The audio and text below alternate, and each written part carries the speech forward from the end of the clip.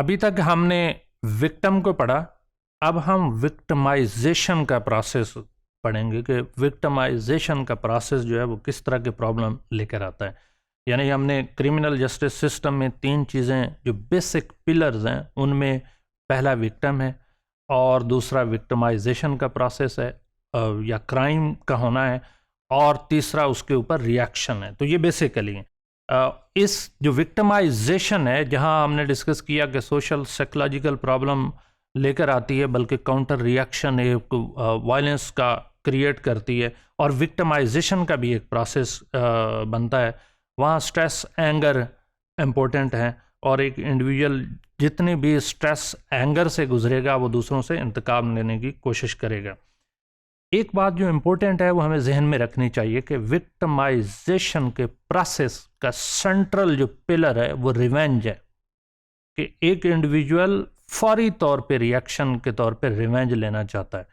कोई भी एक इंसिडेंट होता है तो वो जो इंडिविजुअल है वो भी चाहता है फौरी तौर पे उसका रिवेंज लिया जाए, और अगर खुद वो इंडिविजुअल विक्टिम है तो फिर इसका मतलब ये कि उसकी फैमिली फौरी रिएक्शन चाहती है।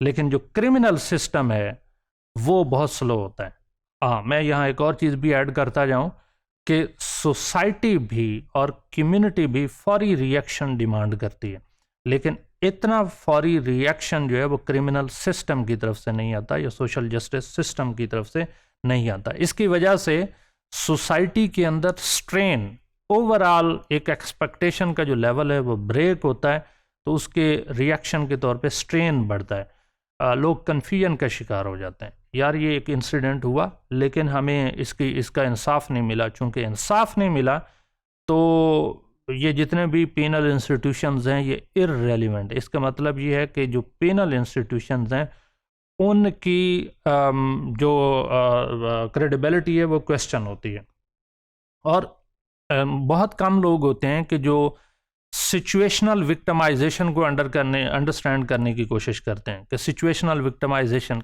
क्या सिचुएशन थी, क्या उसमें जो विक्टिम है उसका भी किसी हद तक रोल था, या सिर्फ और सिर्फ ये जो ऑफेंडर है उसी का कसूर था। हो सकता है ऑफेंडर, ज़्यादातर केसेस जो हैं उसमें ऑफेंडर को ही ब्लेम किया जाता है, बहुत कम केसेस में जो विक्टिम है उसको भी ब्लेम किया जाता है। लेकिन हो सकता है कहीं पे, जो कि हमने पीछे विक्टिमाइजेशन की टाइपोलॉजीज़ में पढ़ा विद रेफरेंस टू मेंडलसन और विद रेफरेंस टू हेंटिश, कि कहीं ना कहीं माइनर रोल या इवन मेजर भी विक्टिम का भी हो सकता है।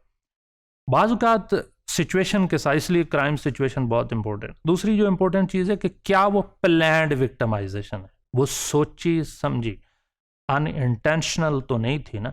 अगर वो अनइंटेंशनल होगी तो उसमें टॉलरेंस का लेवल कम होता है। मिसाल के तौर पे अगर एक इंडिविजुअल रोड पे जा रहा है तो कम से कम हमारी पाकिस्तानी सोसाइटी में, जो कि दूसरी सोसाइटी में ऐसा नहीं है, कि अगर कोई एक रोड के ऊपर कोई एक इंडिविजुअल एक्सीडेंट का विक्टिम बना है तो लोगों की हमदर्दियाँ होंगी, लेकिन जो वहाँ पे ऑफेंडर है उसको इतना ज़्यादा पेनलाइज नहीं किया जाता, जो कि हकीकतन ये लॉ चेंज करने की ज़रूरत है, क्योंकि इसकी वजह से बहुत ज़्यादा लॉसेस बढ़ रहे हैं। लेकिन प्लान्ड से हो सकता है कि जो विक्टिम है उसका अपना कसूर हो और विक्टिम बन गया हो, तो इसके लिए उस इंडिविजुअल ने प्लान तो नहीं किया था ना। सिचुएशन बहुत इम्पोर्टेंट थी। तो एक इंडिविजुअल घर से ये सोचते हुए तो नहीं आया कि मैंने किसी दूसरे को रोड एक्सीडेंट में उसकी किलिंग करनी है या कत्ल करना है या इंजर्ड करना है, माइनर या मेजर इंजरी करनी है, लेकिन हो सकता है उसका केयरलेस बिहेवियर उसका जिम्मेदार हो।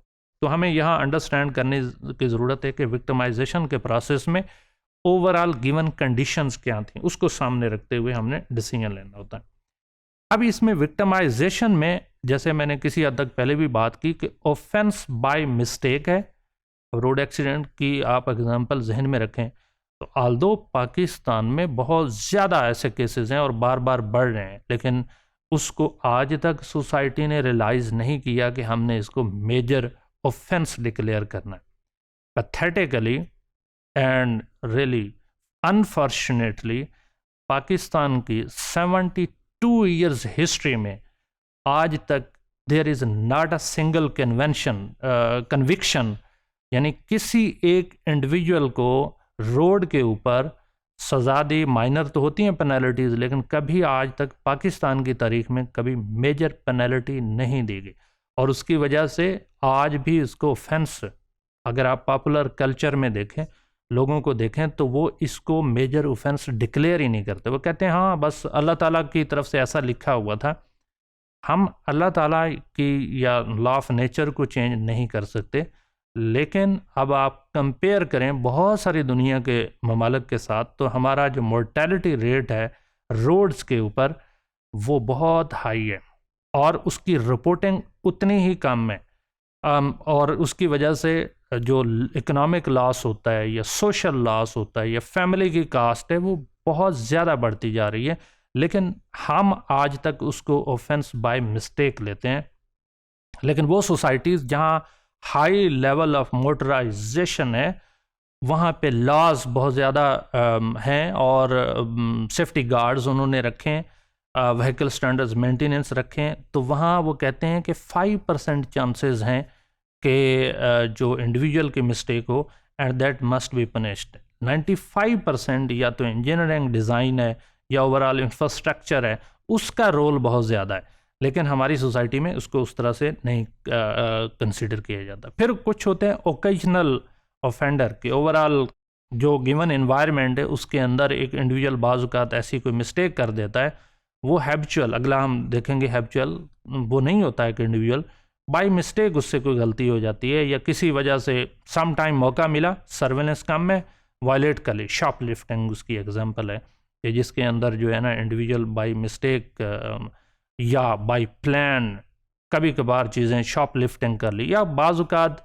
इंसान जो है वो अनकॉन्शियसली भी ऐसा कर जाता है।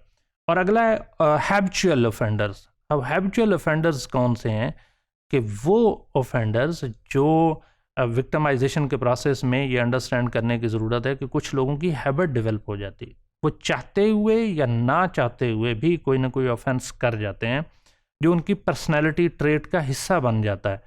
वो क्या, जैसे कि हमने पहले डिस्कस किया कि वो उसका लर्निंग एक्सपीरियंस है या वो इंडिविजुअल का कोई बाई चांस पर्सनैलिटी के अंदर कोई ऐसा फैक्टर आ गया। ऑल्दो सोशलॉजिकली हम कहते हैं कि ये जो क्राइम है ये ज़्यादातर लर्न बिहेवियर है।